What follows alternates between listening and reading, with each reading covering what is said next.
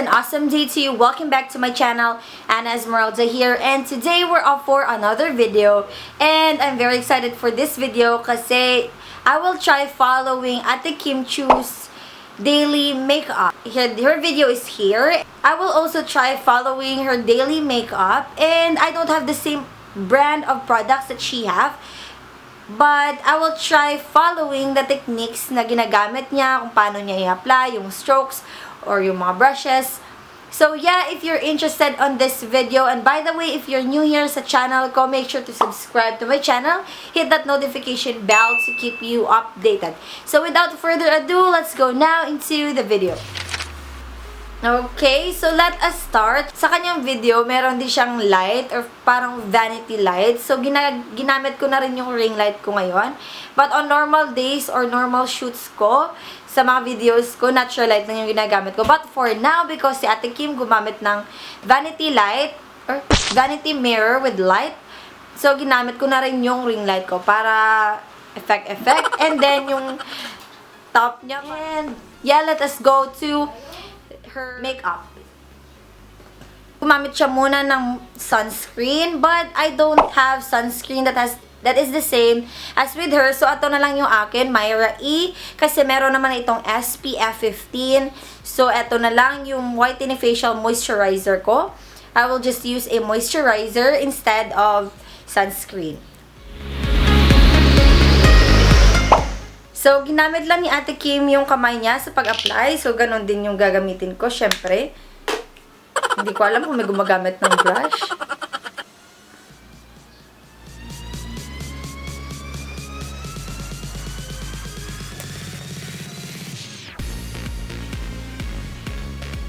Kasi tinali ni Ate Kim yung hair niya. So, ganun din yung ginawa ko. So, tinali ko na rin yung hair ko. And so, let's go na sa next na ginawa niya. So, she applied concealer. So, ginamit niya yung Happy Skin Bye Bye na brand. And, for me, I don't have Happy Skin. So, eto lang yung gagamitin ko. It's a Korean brand. Yung concealer muna before the foundation. So, inuna niya yung eyes sa right side. 1, 2, 3.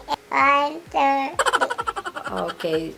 Parang kasi sabi niya, the same raw sa Kardashian. And then, sa nose niya, nose line daw. And then, dito sa T-zone, sa side ng nose niya. And also here.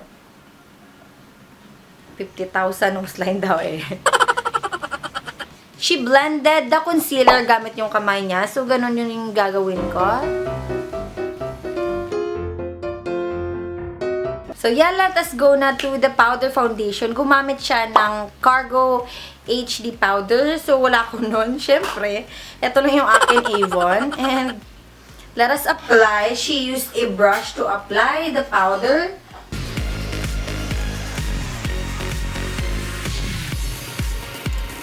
So, let us go na to the contour. She used from Benefit. So, I don't have Benefit products. So, ito na lang yung akin, Ever Bilena.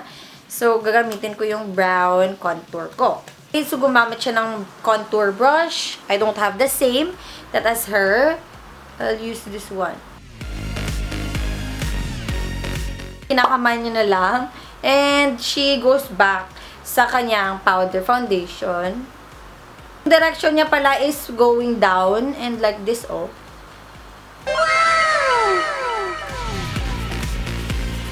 And ini-emphasize niya yung jawline niya.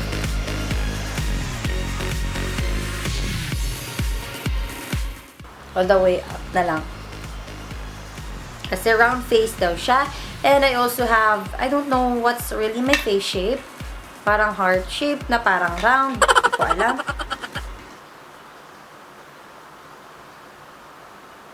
So let's go to the brows. Ate Kim used... Let's go to the brow. So, Ate Kim used the same brow pen or yung brow products ng kanyang makeup artist, I guess. Yung Teviant na brand. Ako nun, so I will just use my pomade. So, yung brows niya is parang yung shape. Yung eyebrows ni Ate Kim has already a shape, I guess. Napa-eyebrow tattoo siya or yung microblading.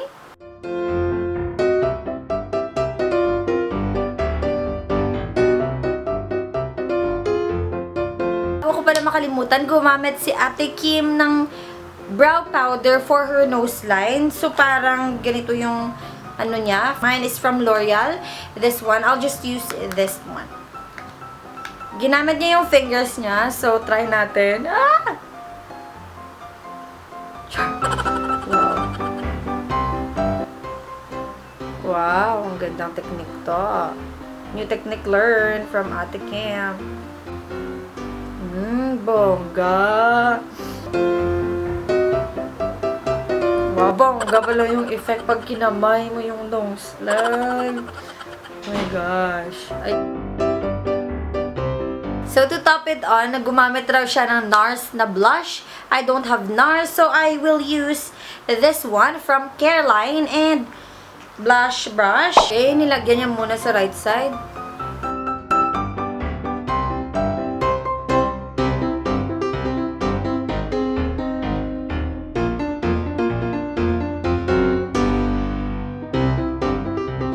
Okay, so for the lipstick, gumamit si Ate Kim ng Pat McGrath na lipstick. So, I don't have.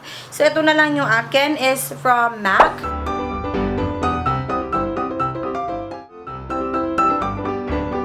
And for the last, she applied some lip balm para iwas dryness daw.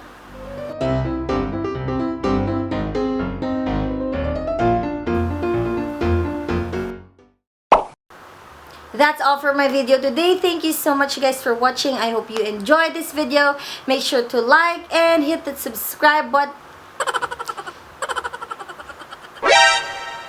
So yeah, that is all for my video today. Thank you so much guys for watching. I hope nag-enjoy kayo, and if you have suggestions on what videos should I make sure to comment down below and hit that subscribe button, and I'll see you guys next time. Bye bye, lovies.